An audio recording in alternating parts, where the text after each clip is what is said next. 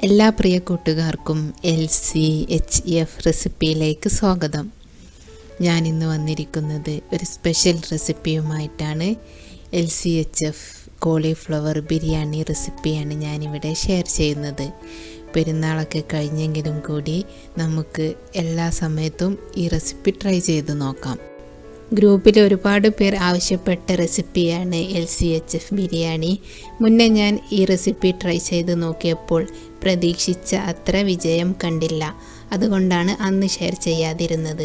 പിന്നീട് ഗ്രൂപ്പിൽ റസിയാത്തയുടെ നിർദ്ദേശപ്രകാരം ഈ റെസിപ്പി ചെയ്തപ്പോൾ നല്ല വിജയം കണ്ടു. ടേസ്റ്റി ആയിരിക്കുന്നു ഈ LCHF ബിരിയാണി. നമുക്ക് നോക്കാം എന്തൊക്കെയാണ് ആവശ്യമുള്ള ഇൻഗ്രീഡിയൻസ് എന്ന്.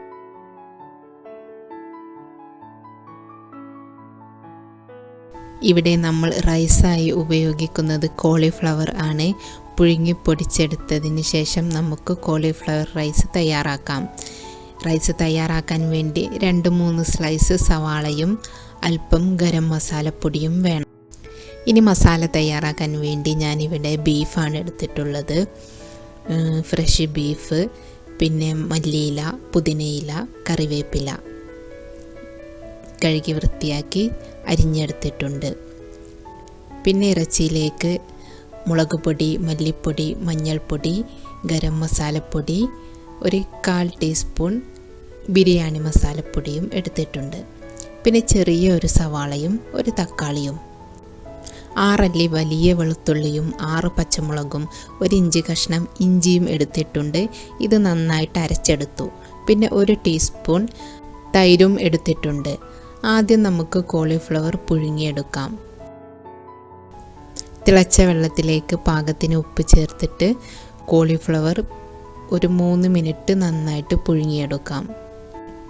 3 മിനിറ്റ് കഴിഞ്ഞാൽ വെള്ളത്തിൽ നിന്നും മാറ്റി തണുക്കാനായിട്ട് വെയിറ്റ് ചെയ്യാം. ആ സമയം കൊണ്ട് നമുക്ക് മസാല തയ്യാറാക്കാം. ആദ്യം ചൂടായ കുക്കറിലേക്ക് ഞാൻ വെളിച്ചെണ്ണ ഒഴിച്ചു.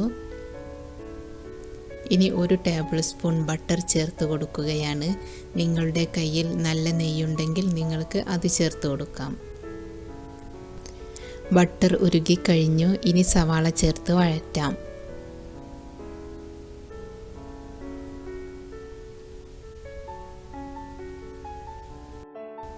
പാകത്തിന് ഉപ്പ് കൂടി ചേർത്ത് നന്നായിട്ട് ഇളക്കി വഴറ്റിയെടുക്കുക. സവാള ഇവിടെ നന്നായിട്ട് വഴന്നു വന്നിട്ടുണ്ട്. ഇനി ഇഞ്ചി, പച്ചമുളക്, വെളുത്തുള്ളി എന്നിവ അരച്ചത് ചേർത്ത് കൊടുക്കാം. പച്ചമണം പോകുന്നത് വരെ നന്നായിട്ട് വഴറ്റി കൊടുക്കാം. ഇനി തക്കാളി ചേർക്കാം. ഇനി ലോ ഫ്ലെയിമിൽ വെച്ച് അല്പസമയം അടച്ചു വെക്കാം. തക്കാളി പെട്ടെന്ന് വഴന്നു കിട്ടും അടച്ചു വെച്ച് കഴിഞ്ഞാൽ. ഇപ്പോൾ നന്നായിട്ട് വഴന്നു വന്നിട്ടുണ്ട്. ഇനി സ്പൈസസുകളെല്ലാം ചേർത്ത് കൊടുക്കാം. ഒന്ന് പച്ചമണം മാറുന്നത് വരെ സ്പൈസസ് ഒന്ന് റോസ്റ്റ് ചെയ്യാം. മല്ലി, മുളക്, മഞ്ഞൾ, ബിരിയാണി മസാല, ഗരം മസാലപ്പൊടി എന്നിവ ചേർത്ത് കൊടുത്തു. ഇനി നന്നായിട്ട് റോസ്റ്റ് ചെയ്ത ശേഷം ഇറച്ചി ചേർത്ത് മിക്സ് ചെയ്യുകയാണ്.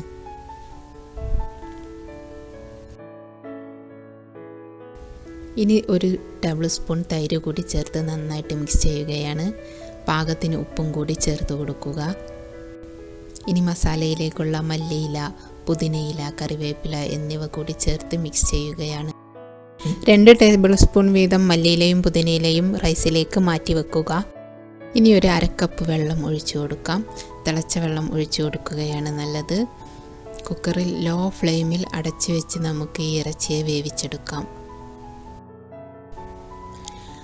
ഉപ്പ് നോക്കിയിട്ട് പാകത്തിന് ഉപ്പും കൂടി ചേർത്തിട്ട് എരിവ് വേണമെങ്കിൽ കുരുമുളകും ചേർത്ത് കുക്കർ അടച്ചു വെക്കാം. ലോ ഫ്ലെയിമിൽ വേണം അടച്ചു വെക്കാൻ. ഒരു 30 മിനിറ്റ് കഴിഞ്ഞതിന് ശേഷം തീ ഓഫ് ചെയ്യാം. ഈ മീറ്റ് വേവായി വരുമ്പോഴേക്ക് നമുക്ക് പുഴുങ്ങി വെച്ച കോളിഫ്ലവർ ഒരു ഗ്രേറ്റർ വെച്ച് നന്നായിട്ട് പൊടിച്ചെടുക്കാം. കോളിഫ്ലവർ ഇപ്പം നന്നായിട്ട് തണുത്തിട്ടുണ്ട്. ഇനി ഞാനിത് പൊടിച്ചെടുക്കുകയാണ്.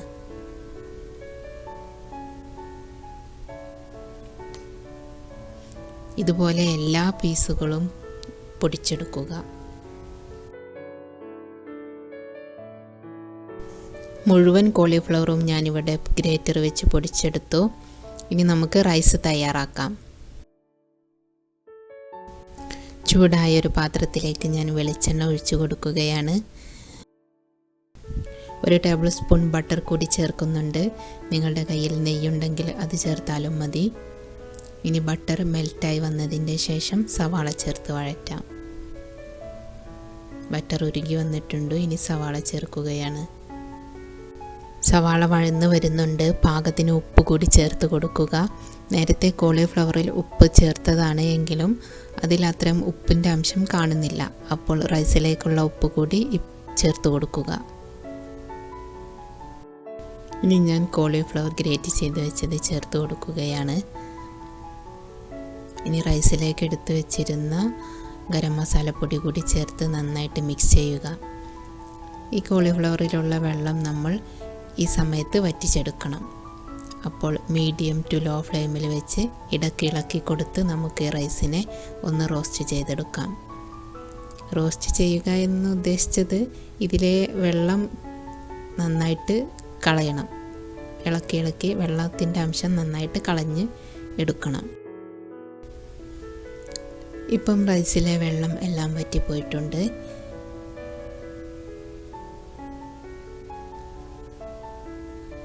ഇനി റൈസിലേക്ക് മാറ്റി വെച്ച മല്ലിയിലയും പുതിനയിലയും കൂടി ചേർത്ത് നന്നായിട്ടൊന്ന് മിക്സ് ചെയ്യുകയാണ്.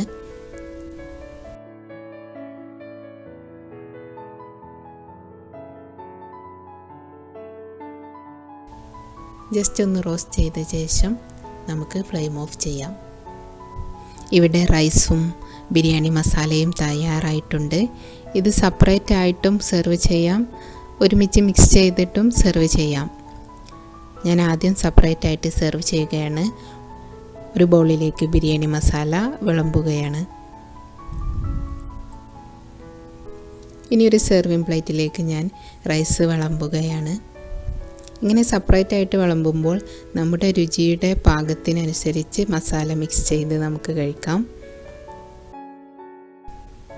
ഇപ്പോൾ റൈസും മസാലയും സെപ്പറേറ്റ് ആയിട്ട് വിളമ്പിക്കഴിഞ്ഞു.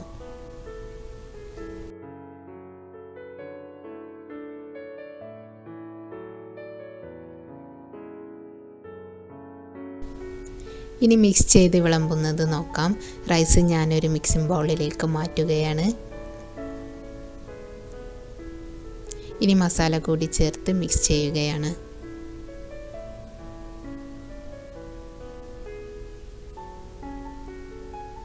മിക്സ് ചെയ്ത് കഴിഞ്ഞു. ഇനി ഒരു സെർവിങ് ഡിഷിലേക്ക് മാറ്റുകയാണ്.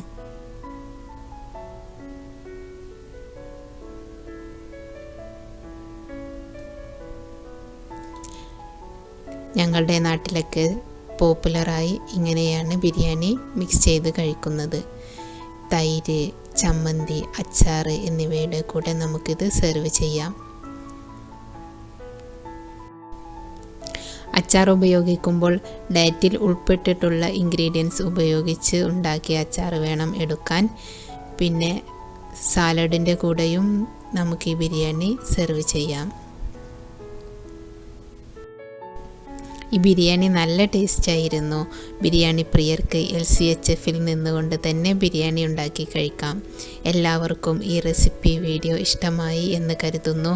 തീർച്ചയായും ട്രൈ ചെയ്ത് നോക്കുമല്ലോ. ഇഷ്ടമായാൽ ലൈക്ക് ചെയ്യാനും ഷെയർ ചെയ്യാനും മറക്കരുത്. പ്രത്യേകിച്ച് കമൻറ്റ് ചെയ്യാനും മറക്കരുത്. അപ്പോൾ എല്ലാ കൂട്ടുകാർക്കും നന്ദി.